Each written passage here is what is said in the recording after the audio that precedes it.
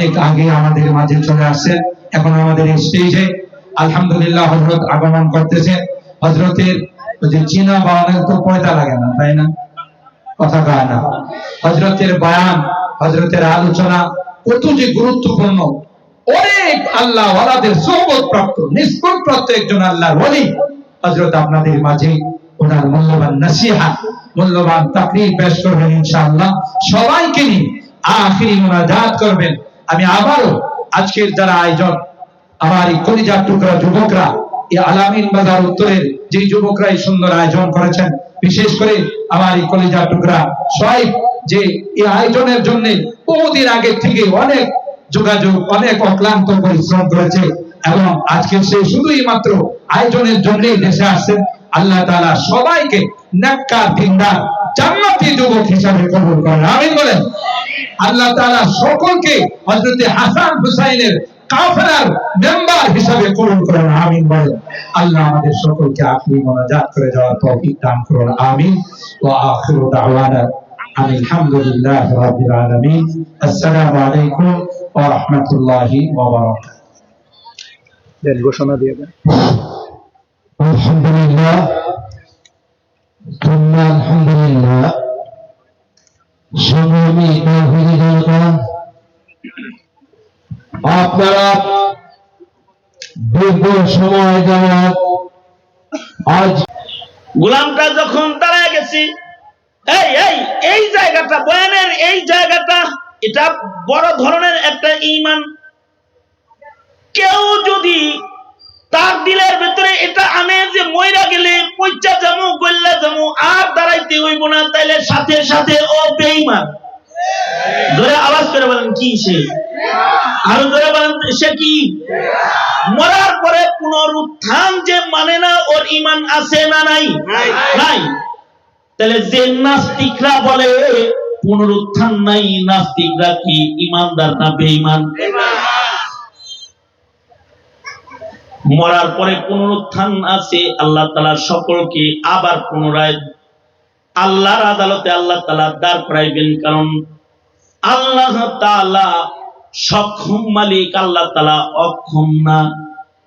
আল্লাহ তাআলা কাদির মুতলাক, ওহুয়া আলা কুল্লি শাইইন কাদির। আল্লাহ তাআলা সব কিছুর উপরে শক্তি রাখেন। অসম্ভব বলতে আল্লাহর কাছে কিছু নাই। আল্লাহর জন্য সব সম্ভব, কারণ আল্লাহ পাক সক্ষম আর মানুষ হইল অক্ষম। মানুষটা যদি আমেরিকার প্রেসিডেন্ট হয় তাও সে অক্ষম, মানুষটা যদি ভারতের প্রেসিডেন্ট হয় সেও অক্ষম, এই মানুষটা যদি বাংলাদেশের প্রেসিডেন্ট হয় সেও বলেন বলেন সে অক্ষম। সে যদি কোটিপতিও হয় তাও কি কোটিপতি, অনেক টাকা আছে কিন্তু অক্ষম, সক্ষম না। মানুষ যে অক্ষম এটা আল্লাহ তাআলা মানুষে প্রতিদিনে রাত্রে কতবার হাগামোতা দড়ায়া দিয়া বুঝায় যে তুই কিন্তু অক্ষম। দেখছস, দুইটা ছিদ্রি কন্ট্রোল করে রাখতে চলতে পারছিস না তুই। বুঝেন নাই কথাটা? পেশাব আসে যে পেশাবে মুসাক দিলেই বোঝা যায় কি এই লোকটা কি। এখন আর তার সুন্দর কাপড় পরে থাকার কায়দা নাই, হাগু করতে হবে, ইনমিন সব বাদ হয়ে গেছে, খুললে যে হয়ে পড়ছে। বুঝেন নাই? অক্ষমতা আল্লাহ তাআলা প্রমাণ করেন বান্দা মুহূর্তে মুহূর্তে, বান্দা যে অক্ষম। আমাদের এক উস্তাদ আমাদেরকে বলতেছিল ক্লাসে, এই বলো তো, এই এক আঙ্গুল আর দুই আঙ্গুল উঠাইকা, মাদ্রাসায় হলে এক আঙ্গুল উঠে দুই আঙ্গুল উঠে, মাদ্রাসায় যদি কারোর পেশাবে ধরে তাহলে হেফজখানায় হুজুর, তার মানে হইলো পেশাব করবো। কখনো কখনো দুইটা দেখায়, এটার মানে হইলো বড়টা করবো। ছাত্ররা আমরা বলছি যে হুজুর ওইটা হলো ছোটটা করব, এটা হলো বড়টা করব। হুজুর কয় তোমরা ব্যাখ্যা বুঝো নাই। কি ব্যাখ্যা হুজুর? কয় ব্যাখ্যা হইল এক আঙ্গুল মানে এক কাম করব, দুই আঙ্গুল মানে দুই কাম করব। দুই কাম মানে হলো হাগু করব, মুতো করব। বুঝেন নাই কথাটা? কারণ শুধু হাগু করা সম্ভব না। কেউ যদি শুধু হাগু করতে চায় আর যদি সামনের সাইড ঠিকঠাক কষ্টিক মেরে পেছায় ওরা তাও হাগুর ঠেলাটা যখন করবো সামনে দিয়ে কিছু ফুটাফাটি বাইরে, এই যে এটা আটকানোর কোনো কায়দা নাই। কারণ মানুষ তো অক্ষম, মানুষ এতটুকু সক্ষমতাও মানুষের নাই। এ কারণে নিজের অক্ষম মনে করা চাই।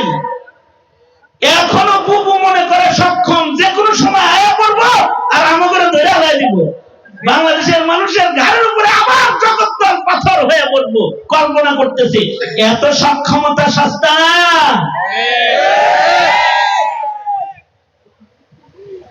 কোন ফায়াকুন না, মানুষ কোন ফায়াকুন না। কোন ফায়াকুন একজন, তিনি কে? জোরে আওয়াজ করে বলেন, আওয়াজ করে বলেন তিনি কে? আল্লাহ তাআলা বলে কুন ফায়াকুন, বলবেন হও, হয়ে যাবে। বান্দা লুকাইছে, আল্লাহ বলে এই বাইরে, তো বাইরে গেছে। কাফন চোরা পালাইছিল, লুকাইছিল পানির ভিতরে, বাতাসের ভিতরে, বাইর হয়ে গেছে। আল্লাহ তাআলা এবার এই বান্দাটারে জিজ্ঞাসা করতেছে, এই বান্দা পলাইলি কেন? এত ড্রামা করছিলি কেন যে তোরে যেন তালাশ করে না পাওয়া যায়? তুই কি জানোস না আমি বাইর করতে পারবো? বান্দায় বলে, আল্লাহ আপনার ডরে করছি আর কি, আপনারে ভয় পাই, আপনি তো জানেনই আমি আপনাকে ভয় পাই। আল্লাহর রাসূল বলেন, এই যে বান্দা আল্লাহরে ভয় পাইছে, এতটুকুন তাকওয়াল্লাহ, আল্লাহকে ভয় পায়, এই কারণে আল্লাহ তাআলা তাকে বললেন, যা তোরে মাফ করে দিলাম আমি। এটাকে বলে মাগফিরাত। এই মাপ যার হয়ে যাবে, তার জীবনের অনেক অপরাধ থাকলেও সে জান্নাতি। এখন কেউ কেউ বলে সে তো পুনরুত্থান মানে না। মুতাকাল্লিমিনদের কেউ কেউ কয়, হাকিম মুহাম্মদ থানভী রাহমাতুল্লাহ আলাইহি বলে না, পুনরুত্থান মানে না, এরকম না, সে জাহিলুত তাকদীর। সে আসলে জ্ঞান কম, বুদ্ধি কম, তার আকল কম, তার মূর্খতা বেশি। মূর্খ লোকের সাথে আল্লাহর বিচার শিক্ষিত লোকের মতন না, এ কারণে আল্লাহ মাফ করে দিছে। কিন্তু শারিহুল বুখারী ইবনুল হাজার আসকালানী রাহমাতুল্লাহি আলাইহি বুখারী শরীফের ব্যাখ্যা গ্রন্থে তিনি বলেন, এই চোরটার সবচেয়ে বড় গুণ হলো নিজের চোর মনে করে। তার একটা বড় গুণ হলো নিজেকে নিজে ছোট মনে করে। সে মনে করে রাজার রাজা, মহান মালিক আল্লাহ যেখানে রাজা বাদশাদের বিচার করবি, সেখানে আমার মতো কাফন চোরের বিচার আর কি করবে? নিজের ছোট মনে করে। এই যে দুইটা বিশেষ গুণ তার ভেতরে পাওয়া গেছে। একটা হলো সে আল্লাহকে ভয় করে, আল্লাহর বিচারকে ভয় করে। আর একটা হলো নিজেকে নিজে ছোট মনে করে। মহান আল্লাহ এই দুইটি বিশেষ গুণের কারণে তার জিন্দেগীর সব অপরাধ আল্লাহ তাআলা মাফ করে দিয়েছি। এ কারণেই কখনো কখনো কেউ যদি লাইলাতুল বরাতে মাফ চায়, তারে আল্লাহ মাফ করে দেয়। আল্লাহর রাসূল বলছেন, এই যে আগামী কালকের রজনী, বনু কিলাব গোত্রের ছাগলের পশম পরিমাণ মানুষকে আল্লাহ তাআলা আগামী রজনীতে ক্ষমা করে দিবে। আল্লাহু আকবার কাবীরা, নিসফে শাবানের রজনী। এরপরেই আসতেছে রমাদানুল মুবারক। রমজান মাসটা পুরাটাই ক্ষমার মাস। বড় বড় আসামিকে আল্লাহ তাআলা মাফ করে দিবে। আল্লাহ যাকে মাফ করে দিবে, সে কিন্তু অপরাধী হওয়ার পরেও জান্নাতি হয়ে যাবে, যদিও সে তাকওয়ার খেলাফ গুনার কাজ করে নিজের আমলনামাকে বরবাদ করে থাকে। তারপরেও ইস্তিগফার এই উম্মতকে দেওয়া আল্লাহ পাকের সবচেয়ে বড় তোহফার একটা তোহফা, যেটার মাধ্যমে বান্দার জিন্দেগীর গুনাহ মাফ হয়। এই কারণেই কখনো কোনো মাহফিলে গেলে ইস্তেগফার করার নিয়ত করে যাওয়া, যে আলেম ওলামারা আসছে, নবী তো আর পাবো না, আলেম পাইছি, তাদের কাছে তওবা করব, মাপ নিব, আল্লাহর কাছে ক্ষমা চাইব। যারা আল্লাহর কাছে ক্ষমা চায় আল্লাহ তাদের ইবাদত কবুল করে নেয়। যারা আল্লাহর কাছে ক্ষমা চায় আল্লাহ পাক তাদের গুনাহ মাফ করে দেয়। যারা আল্লাহর কাছে ক্ষমা চায়, নত হয়, তাদের আল্লাহ উপরে উঠায় ফেলায়। এই কারণেই কিন্তু 5 ওয়াক্ত নামাজ আদায় করার পরে সালাম ফিরায়া কেবলমাত্র সিজদা দিল, নামাজ পড়লো, কিন্তু 1 নাম্বার কাজ হলো আস্তাগফিরুল্লাহ, আস্তাগফিরুল্লাহ, আস্তাগফিরুল্লাহ। তার মানে হলো, ওগো আল্লাহ, মা আবাদনাকা হাক্কা ইবাদাতিক, তোমার ইবাদত যেমন করা দরকার ছিল তেমন ইবাদত আমি করতে পারি নাই, তুমি আমাকে মাফ করে দাও। আমি ইবাদত করলেও আমি জান্নাতে যাওয়ার উপযুক্ত না, আমি গুনাহগার, তুমি আমারে মাফ করে দাও। এই যে সিগারুন নফস, এটা আল্লাহর কাছে অনেক দামি। এই গুণ কারোর ভেতরে আসলে মহান আল্লাহ ওই বান্দাকে মাফ করে দেয়। এ কারণে কেউ যদি জান্নাতে পৌঁছতে চায় তাহলে ওয়াসারিউ ইলা মাগফিরা, তাকে আগে মাগফিরাত নিতে হবে।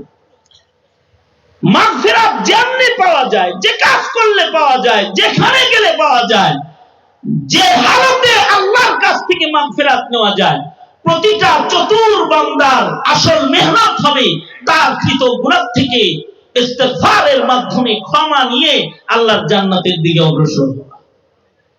আল্লাহ তাআলা আগামীর নিসফে শাবানের রজনী এবং আগামীর রমাদানুল মুবারক আমাদের জিন্দেগীর জন্য ক্ষমা পাওয়ার সামান বানানোর বুঝ শক্তি আল্লাহ আমাদেরকে দান করুন। কারণ যার ক্ষমা হয়ে যাবে সে জান্নাত পেয়ে যাবে। সবাই ইস্তেগফার করেন, আস্তাগফিরুল্লাহ রাব্বি মিন কুল্লি যামবি ওয়া আতুবু ইলাইহি, লা হাওলা ওয়ালা কুওয়াতা ইল্লা বিল্লাহিল আলিয়্যিল আযীম। আস্তাগফিরুল্লাহাল্লাযী লা ইলাহা ইল্লা হুয়াল হাইয়ুল কাইয়্যুম ওয়া আতুবু ইলাইহি। আলহামদুলিল্লাহি রাব্বিল আলামিন।